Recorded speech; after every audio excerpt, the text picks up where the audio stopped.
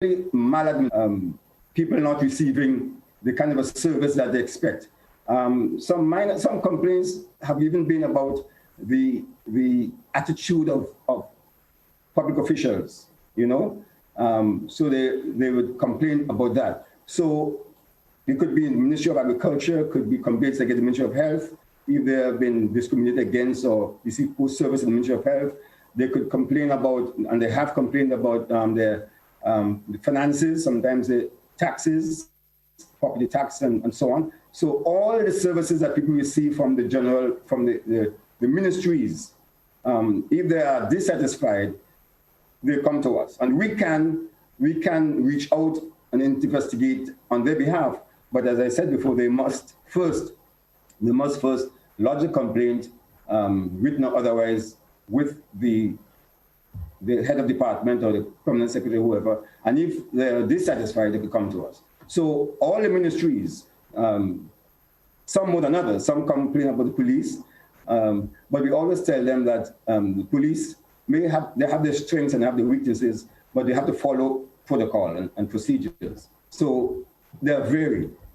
Mr. Benjamin is here with us now. I don't know if you can see him. He has not entered the waiting room as yet. Okay, not yet. Okay. Right. Some people may be concerned about the impartiality of the Ombudsman's office, especially when complaints are made in relation to government offices and officials. What kind of guarantee can I, as a member of the public, have that this would be a fair investigation and the outcome would be a fair one? Well, the Ombudsman office is set up as an independent office, and it is an independent office. It's there to investigate and recommend, procedures and actions that government ministries and so on, department may have to take on behalf of complainants. But the office is independent, and our motto is to be independent, to be confidential, and people who work here sign an oath, of confidentiality and so on. So nothing is to be disclosed. And the office, as I said, is independent. Yes, we have the interface and meet up and dialogue with ministries, the permanent secretaries, but we are not to take any side. We are not to take any side. We don't take any side. We know we have some concerns, and we let the ministries know if you're dissatisfied, but we have a dialogue, because we know that the ministries and so on, they oftentimes they do their best. Sometimes they're a bit slow in action and so on, but we're not there to bash them, but to help them to improve. But that is one side of it. But the other side, we stand according to the Constitution and the law that governs the office. We are independent. We are not to take side. We are definitely not there to bash and to pull down. But the general public can be assured, because our track record shows we've had over and over, and we have it in our annual reports, which we write every year, about what we've done, how we've done it, and the recommendations we might have made. Yeah. All right. Speak to me about those recommendations that you may have made in terms of the satisfaction of both parties involved, the complainant and the complainee, or the person being complained against. What sort of solutions have you brought about for these parties? Some people who may need, for example, compensation, land or for whatever, we make the recommendation. The permanent secretary, the relevant ministry, let's say agriculture, will take it to cabinet. They will discuss it, and decisions are made as to what compensation could be made, what compensation could be made, if any, or what other steps can be taken. For example, a lady who had land, she bought land, and because some problems with that land, she had to give it up and get another piece of land because of the location of the land. So the cabinet will decide as to what is best, what is available in this situation in terms of land, and recommend what steps could be taken, what alternative sources. So the recommendations we make are recommendations. Generally speaking, they're followed. If they're not followed to the T, they may make adjustments and so on. So we make the recommendations for improvement, to bring resolution to the satisfaction of the complainant. But of course, with the resources that we have, sometimes they may not be able to get all that they want. For example, somebody who have been retired, haven't gotten some allowance or something, an agreement can be made to give them less, and they may agree to take something in between, So it's not that the recommendations we make, everything is followed, all is, they are happy with everything. But in this world, sometimes you have to give and take, and resources have to be shared around. The pie has to be shared. All right, Mr. Marichaud, let's take a break. I see the phones already ringing, which means members of the public have questions for you. Let's take a quick break, and then we're going to come back and continue the discussion with officials of the Ombudsman's office. Hopefully on the next side of the break, Mr. Benjamin, the investigations officer, will join us. This is To The Point on GBN and Classic. We'll be right back.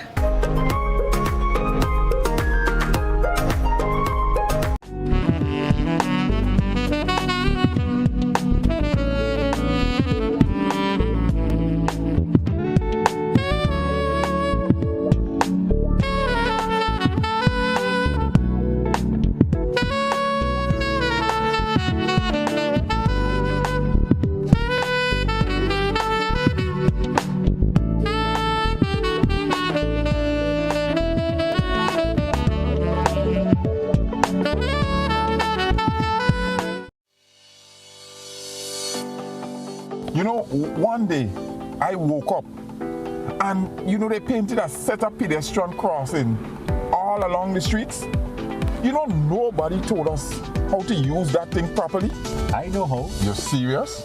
Every safe, good driver knows about these things. As a driver, you have to be very attentive.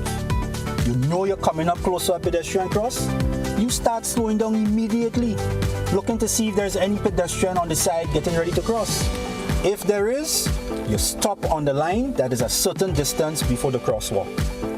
Then you would see the pedestrian put their hands out, looking directly at you, indicating that they are going to cross. And only when you have come to a complete stop, that is when they will quickly and safely cross to the other side. And then you continue happily on your journey. Stop, look, hand out, eye contact, wait for pedestrian to cross. Then you happily continue on your journey. This message is brought to you by this group of insurance companies, the Traffic Advisory Body, and the Traffic Department. Do you hear what I hear? Listen to the ocean, and you will hear a cry for help. The ocean is hurting, and we are the source of the hurt. But we can stop and start to heal our ocean by preventing pollution from getting into our waterways. It can start with you. Join an active organization, or better yet, make a personal commitment. Commit not for just one day in the year, but for the rest of your life. Let's dispose of our plastic and other waste responsibly, and let's start building resilience. Let the healing begin. This message is brought to you by the OECS Commission with funding from the Government of Norway. Remlit, tackling ocean pollution from tooth to sooth. Feel good tax. Remember, if you have flu symptoms, do the right thing and stay at home to avoid giving it to others. Remember, you can be infectious up to a week after developing symptoms, so rest up and take it easy.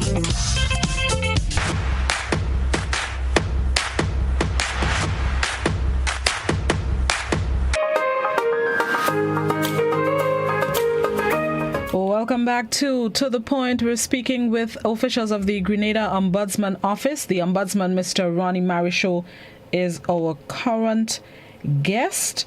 We were having some challenges with getting the investigations officer, Mr. Marlon Benjamin, but he is going to just join Mr. Marichaud on his device for this morning's program. Good morning and welcome to the program, Mr. Benjamin. Morning to you, Blossom. Thank you very much. Thank you for joining us. Just bring the screen, down? Take out some of the room on top of your head so we'll see more of you and not more of the wall. Right, that's better. Right, so thank you once again, gentlemen, for joining us. I All right, so let's get into some of the questions that members of the public will have. We'll continue the conversation in between, but the phone started ringing. It's ringing now. The phone started ringing, so we'll accommodate the calls and the questions as they come in. The landline number, 435-2041. The WhatsApp number is also 435-2041. Please, only written messages on WhatsApp. And you can also post your comments, questions, queries, concerns on the GBN, Grenada Broadcasting Network's Facebook page, and the GBN Production YouTube channel. Let's go to the caller. Good morning, caller. Good morning, Blossom. How are you? I'm good. How you do? I wish you have a blessed day.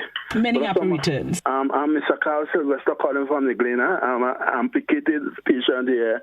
I lost my leg about 4 years ago, 5 years. Now I have a problem in the Ombudsman office. Since in 2010, the government come and do some work in the road here. I build my house and everything, how they do the road. They damage my car park. You have to fix it. I go to the ombudsman, I walk in the ministry up and down. They send me to the ombudsman office since in 2010. Now I get a little redress when Mr. Donald came there. The other gentleman that come, Mr. Donald, he give me a little redress with the situation. Now they put a box drain out to the road. You know, people start extending on the roof and all kind of things, all water coming down there. I have one lone breadfruit tree and a mango tree there. The amount value on water destroying the whole, it cut between the land, and it cut in and destroying all the roots of the thing. I called the ombudsman office. Miss Miller came here. He and Miss Marisho. They don't go and look at it here because they see the free dog and all kind of things. They try to address it. They tell me they will send it to the ministry because engineer work and things. Blossom, I would like if somebody, I could get somebody like your camera, people could come here and see what I am talking about. I'm very disappointed with the ombudsman office. And they're getting on the radio and they're talking all kind of decent and nice things. But it is not nice at all. Marisho and all of them, there is not nice. Where is the road? Where is the area? In Mongere Glen. Mr. Marisho and them no ways. Because they come and they say they tell me some engineer had to come and all kind of thing. But somebody do that work for myself when I was up and doing and try to get my place organized. Right? I build all the wall for myself. Now they come out to my engineer. No, I'm unable. And I had to see my mango tree gone and my breadfruit tree gone with the rain coming up again. And since 2010, I had a problem in this office. I still am listening to them. So I would like if you could give me assistance to bring a camera crew inside here to see what I'm talking about. Okay. Thank you very much. Thank you very much, sir. Mr. Marisho, Mr. Benjamin? Miss Blossom, just to comment a little bit on what was said. I am aware of the situation there since 2010, but there have been sometime since 2014, 15. Under Mr. Donald's tenure here. Mr. Sylvester called and he made a complaint. We investigated, myself and Mr. Donald. The Ministry of Agriculture did respond to, did cooperate with us on that matter. What happened was that a contractor was sent to talk to the complainant. We weren't aware as to what was agreed upon, but we assumed that the complainant would have informed the contractor as to his grievance, and the contractor would have acted accordingly. After that transpired, I went back to the scene and he wanted some additional work to be done. I'm not aware as to the extent of the additional work, but the additional work that was to be done were on his property. This is beyond the Ministry of Works calling. Ministry of Works will not send somebody to do some work on your downstairs because water coming to your downstairs. This is way beyond. After that would have happened, there were some issues between what was said to the contractor and what was said. What the contract said to the complainant, and nobody knew exactly what happened between them because one was saying one thing and the other was saying another thing. So from there, we just allowed the matter to remain where it was, because we didn't know what was agreed upon. We didn't have nothing written to say, well, the complainant agreed that this is what happened according to what was described by the contractor. So the Ombudsman office just allowed it to remain the way it was. What is the mention about Mr. Donald and Mr. Marisho and Ms. Miller? I'm not aware of it. but I know the Ombudsman office, he did receive some form of redress under Mr. Donald's tenure, because I was the investigating officer at that time. But I can say that, yes, Mrs. Miller and I followed up, because when Mrs. Miller and I went to his property, it was a couple of years later than what happened initially with Mr. Donald. And representation was made to the Ministry of Works at the time, and it was determined that, yes, he has had a problem, but the work to be done is a big work that the ministry has to budget for. And then we made recommendation, but the money was not available. And so we communicated to Mr. Sylvester. We did communicate to say what we've done. It's now beyond our control, but we will, hope that something can be done to ease his frustration. I'm sorry to hear the caller say that we're not nice, because we didn't do anything unnice. We tried to help. We communicated to him. I know he's not satisfied, and sometimes when you're not satisfied, you say, well, you're not good for anything, you're not nice. But we did try, and we were told that if possible, where possible, the ministry would help. But as far as I don't know if anything, he's saying nothing has been done.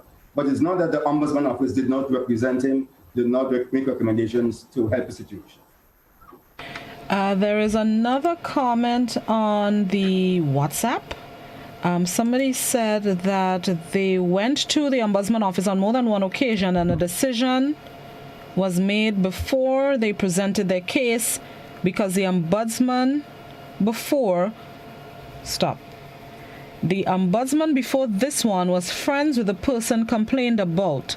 She was unprofessional. Mr. Marisho and Benjamin were there and did not have a positive difference. When Mr. Hercules was there, it was laughable. He handled the case. More training is needed. Impartiality is needed to do this job. So somebody else that was or is dissatisfied with the results of a complaint that they've made. How many of the people that you've assisted have come forward that they're dissatisfied? Is this something that happens often? No, I wouldn't say so at all. In my experience, Mr. Benjamin has been here longer than I have been. But we have not had many people saying they're dissatisfied with our response or our work or whatever, or even our impartiality or whatever they say. No, we've had some disagreements, but we have, at the end of the day, let people realize that we can do so much, and we've done our part, and we try to, as far as bringing closure, or at least referring, we let them know exactly at what stage we're at and where we can and can't go. We've been very open and transparent. I don't know if Benjamin has any more to say on that. What I would say is that as a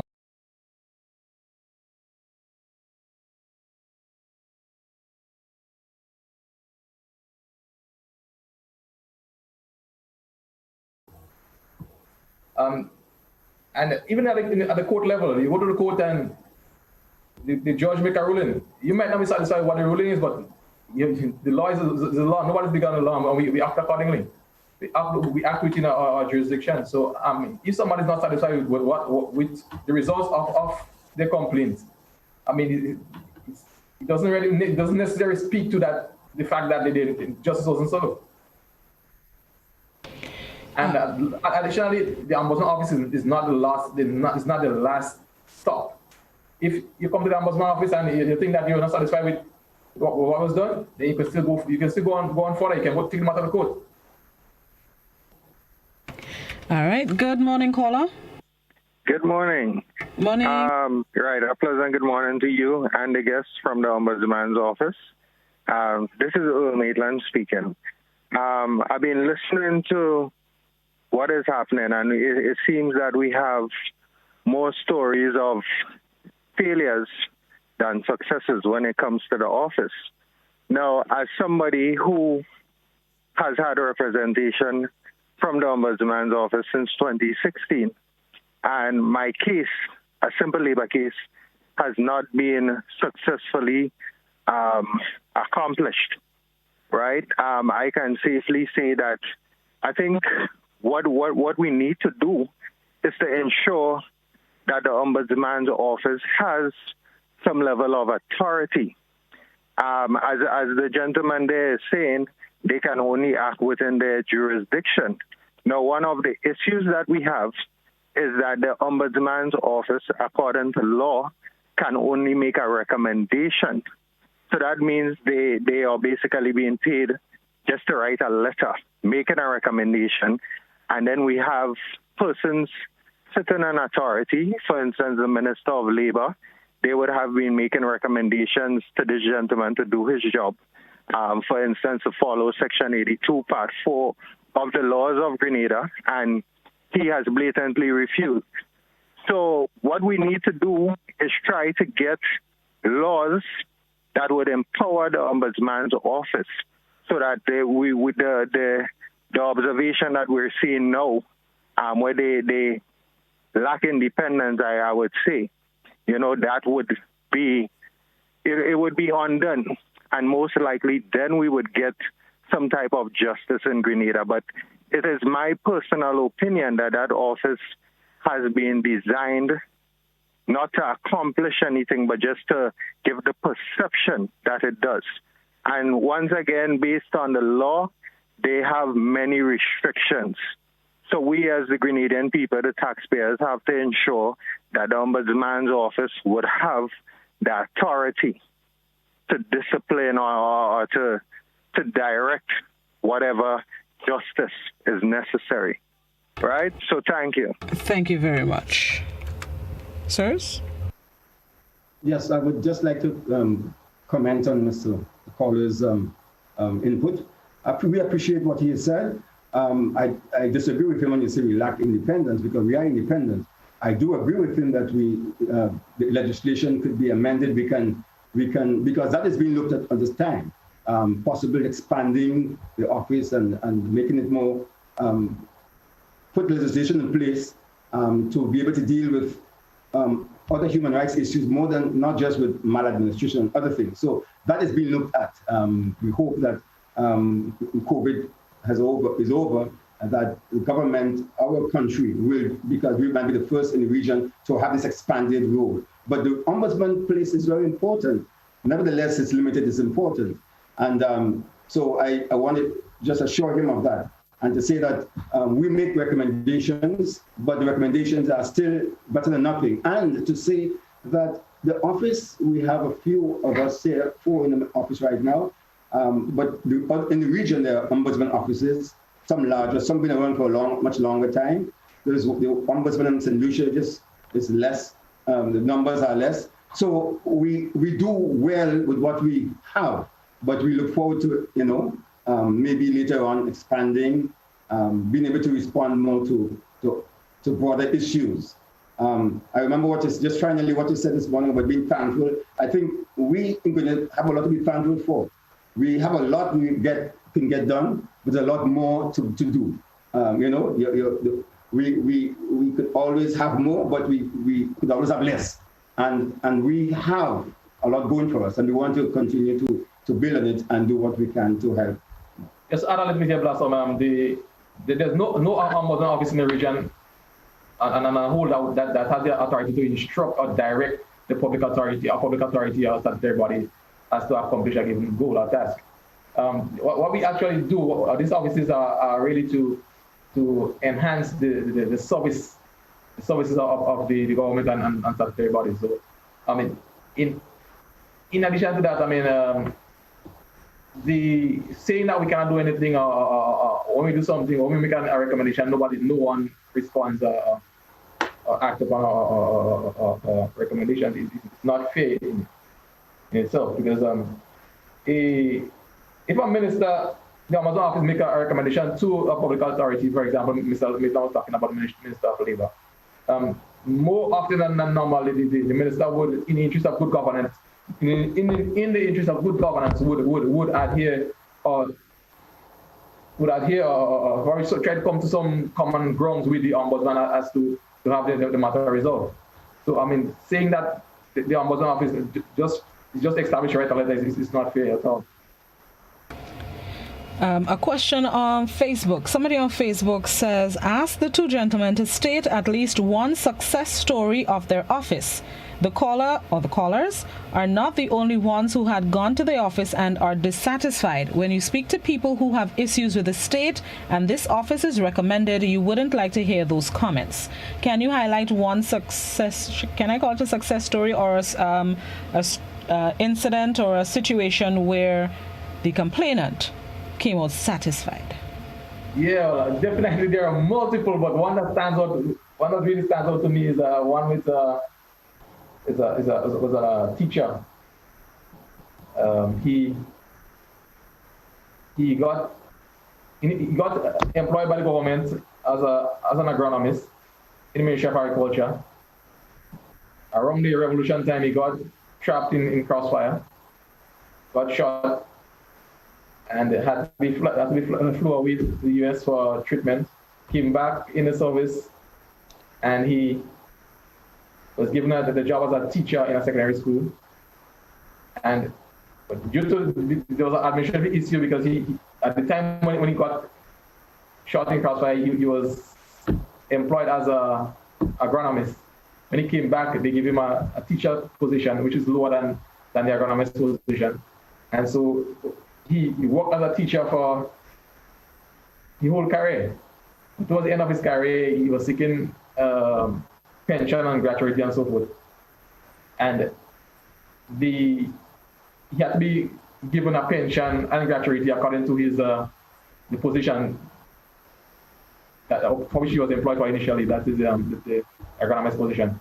And that matter went on for quite a while. The government owed him, when they calculated the amount of money that he should have been paid before, he should have been paid as an agronomist, but he was paid as a teacher. It was something like $109,000. And I can tell you, the Ombudsman Office, we intervened and we investigated. We did all we had to do, and that gentleman received the short payment of $109,000 from the government. Additionally, he received his pension and he received his gratuity. This is just one of the stories that stood out clearly in my mind. One in my mind is an elderly couple to the south of the island whose land was some of it was taken away to build road, and they struggled for a long time to cope with it, and they wanted some compensation. And through our intervention, they received compensation. They were very, very happy because they were looking forward to that money to help them as a very elderly couple in the 80s, and they were very thankful. That comes to mind right away. Lots of there are countless, man. There are too many to mention right now, so we just leave it to these two only. All right, let's go back to the phone lines. Good morning, caller. Good morning, caller. Listen, Citizen Welch, good morning. Greetings, how are you? I'm good, how you do? I'm quite all right. Listen to this, Mr. Gentleman, what's his name again? Mr. Marichaud, is it? Listen, the truth is, your last caller, they said it all. In fact, the Office of the Ombudsman in Grenada, and there's another, the Integrity Commission, they have been set up to defend the state and not the people. If we review the meaning of the word ombudsman, we see it means literally defender of the people. But who does or do these two offices defend? The state, those in authority. And they turn their backs on the people. Why? Because the laws establishing them have determined that. In fact, they both farces just to give people jobs. They don't defend anybody. I've been abused on the streets of St. George's with reports to them. And then they come back and tell me in fancy letters, Mr. Rollo, the officers, the police who abused me in St. George's when I just came back here and so on, and the investigation proved there was no wrongdoing done. Assaulted, you know. So I very well understand the previous callers. And to be boasting of these two particular cases in 11 years, wasted time. Listen, ombudsmen, the office of the ombudsman, need to have legislation to give them teeth to defend the people. and even to give authority to them to take matters through the judiciary, to have the matters resolved in the interest of, in other words, to have justice done. And this doesn't happen. So in effect, their desire is that soon there be some new laws. But I'll tell you something, under the current political architecture of this here country, nothing will happen. Do have a nice day, will you?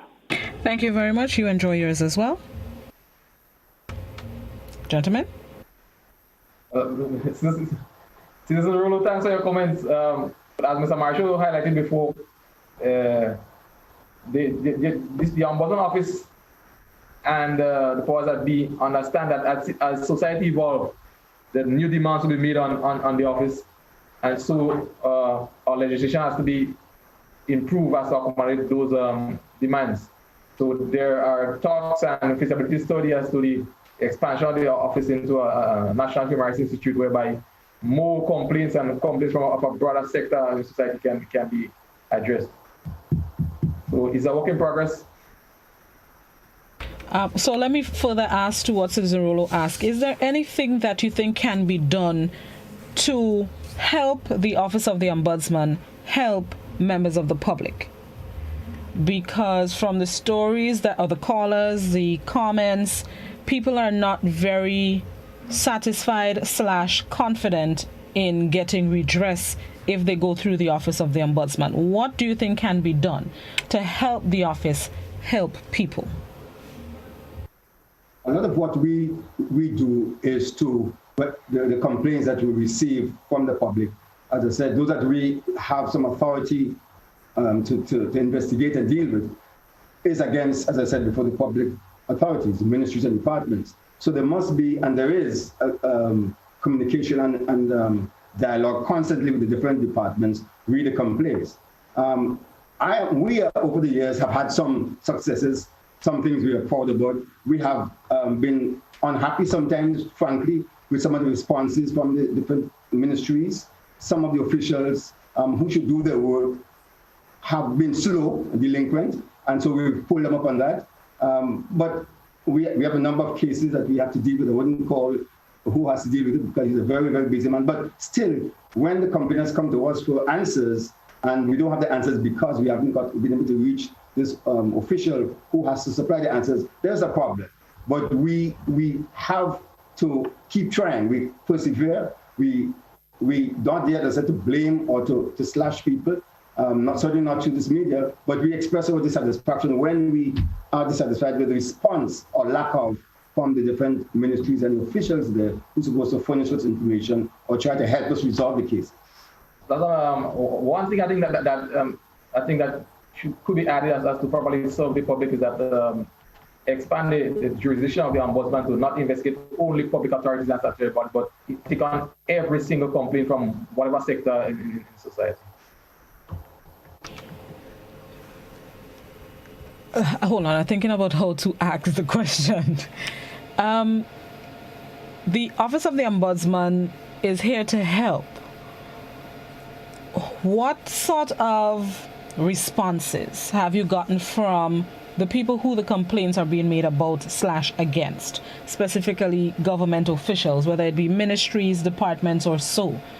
Because I am sure that would have to be an integral part of your investigation process, that there be a conclusion to the matter. How responsive have they been in helping you help people? That varies. Some ministries of statutory bodies are very, very forthcoming, as we would expect. Others, they prioritize other things as opposed to responding to us. But I mean, it's nothing new. I mean, this is basically the same thing that every ombudsman office in the region in the world would go through. Sometimes you have to probe a little bit more to get something. Other times they're forthcoming. So it's not really a one cap fit all. There are times when we write a letter, for example, we get a complaint and we inform the authority of the complaint and we give them 2-3 weeks to respond, to give us more information and so on. If the response is clear, it is clear that it could be solved easily, we can move ahead. Sometimes I have to be back and forth investigations may have to take place and information gathered from the relevant authority, and it takes time sometimes. But yes, it is. We do have some ministries and departments that work quicker than others. Some problems, because all problems are different. Some it could be systemic and take a long time, like they call it the first callers situation. That's a very difficult one that involves ministry having money to do, and it's not just for one individual, but you think of the community and so on, what they would allocate for road work or whatever it is. So the decision is obviously the government's decision, but we make the case and we intervene, and we sometimes have to go back, sometimes even after years we have to go back. And there are some issues that resolve after several years. We don't give up.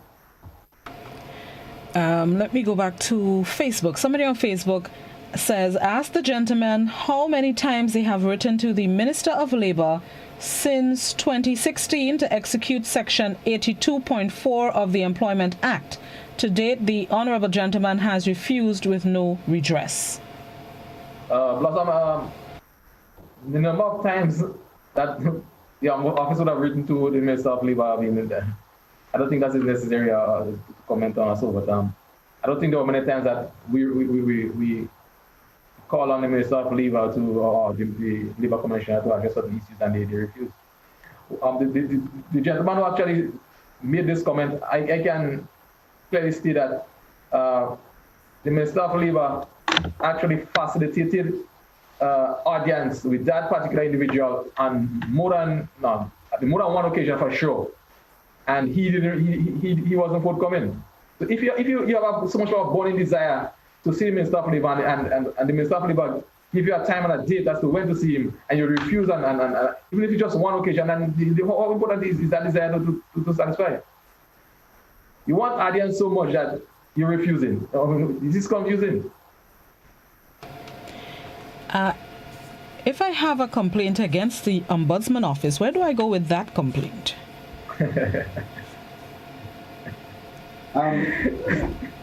I'm thinking you can go to Parliament.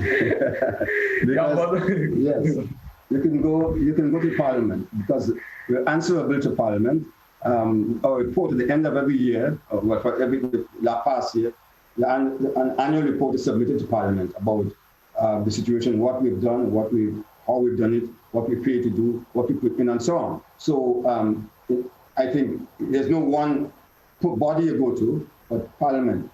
Oh, I don't think it's that you go to only to the GG because the Ombudsman is hired by the GG, the Governor General. Recommendations to the Prime Minister from the Prime Minister and opposition leader to the GG, and the GG will select who the Ombudsman will be. So if you would, the boss of the Ombudsman is also the Governor General, I think. Well, that's a lot of red tape to go through to get to the GG head of state. It's not so easy. Okay. Let me see. Okay, so I have time for at least one more comment. Somebody on Facebook says the legislation must be amended to hold permanent secretaries and heads of departments accountable. All efforts must be made to provide justice to affected citizens. Is this a piece of legislation that is needed or needs to be amended to hold PSAs and heads of departments accountable? Perhaps. I would say perhaps. I would say it may be a good thing, but it is not, I don't think it's in my domain to ask for it to happen. But certainly, as I said, some of them are more responsive than others. And even though some are slow to respond, we have a good relationship, and we encourage, and sometimes after a long time, for us a long time, we get response. So yes, it all depends on the individual, but they are responsible. Permanent secretaries and others are responsible. We have spoken, we have had presentations made to the permanent secretaries as a body, the board. And so they know what's expected. But some come along quicker than others. The work is a lot. I mean, there's no excuse to say you have a lot to do, but even though you have a lot to do, you must prioritize and give attention to what's needed. So we expect and look forward to that, and just by coming here this morning and saying that, we expect and we call on them to be more responsive in a timely manner. If it has to happen with legislation, well, maybe that may come later on, but I don't know if we can recommend that legislation to be made for them to be more accomplished. I beg to differ, sir, because if their reluctance, or I'm trying to use nice words, if their reluctance to assist, especially in a timely manner, is affecting the way that you're able to carry out your investigations effectively and efficiently, then something needs to be done. And for the complaint to be properly made that you're not getting the cooperation, it has to come from the Ombudsman's office. So I would beg to differ with you saying that it may not be in your domain. Okay, I accept. As we speak, the Ombudsman has the power to summon anyone who can assist him or her in investigation of a complaint. So once a matter is under investigation, the Ombudsman can compel if it's a PS, SAO, or any head of department to come to the office and to give information that would assist in the investigation. So we actually have that power. Okay, all right. A question on Facebook. Recently, the Office of the Ombudsman was used to threaten an individual with legal action when the matter has nothing to do with the office. Why are you guys putting the office into disrepute? I have no clue of it. I don't know what. Never heard of that. No. Okay. Office of the Ombudsman in Grenada? I am assuming. But I don't know. Yes, I assume myself. But I have to ask the question because that is not something I'm aware of. Neither do I. Okay, so Facebook, maybe double check or clarify. Okay, somebody on WhatsApp is asking how can they get in contact with the office and what's the proper channel to make a complaint, and then we will go into final thoughts as we close off. So how to contact and what's the proper channel to make an official complaint?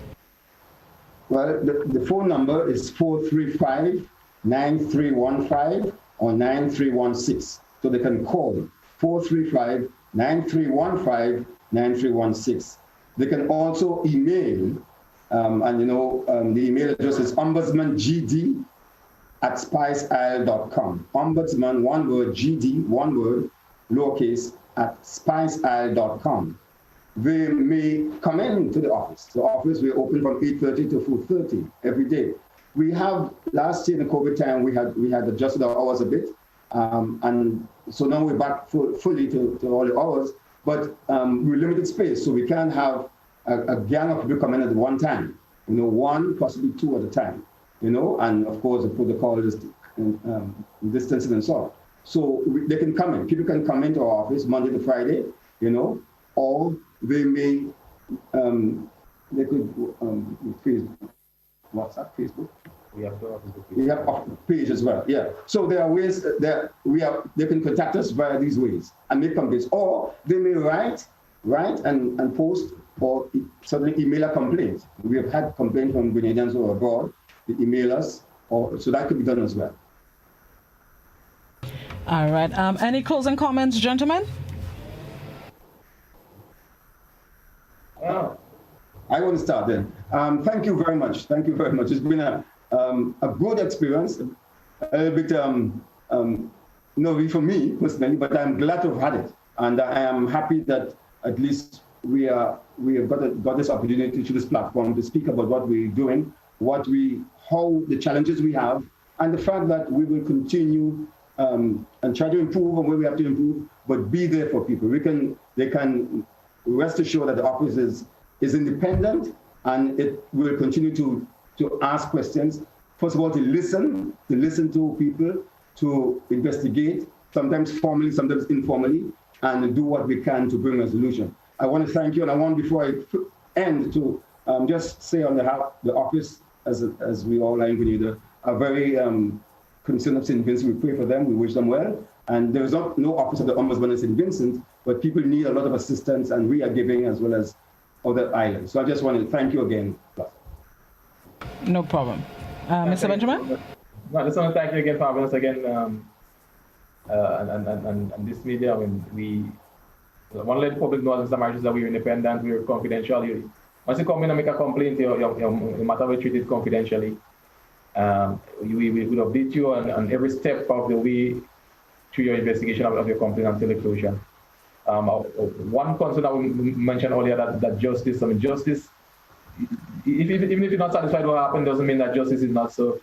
That happened even at the highest level, so you don't have to worry about that. We just do what is within our jurisdiction and ensure that what is within law you're given. But we take to heart very much some of the comments and suggestions made. We will try to work on them and try to be better in what we do. We can only do that. Great. Gentlemen, thank you both so much for being our guests this morning. Enjoy the rest of your Thankful Thursday, and good luck. Thank you very much. Thank you. All right.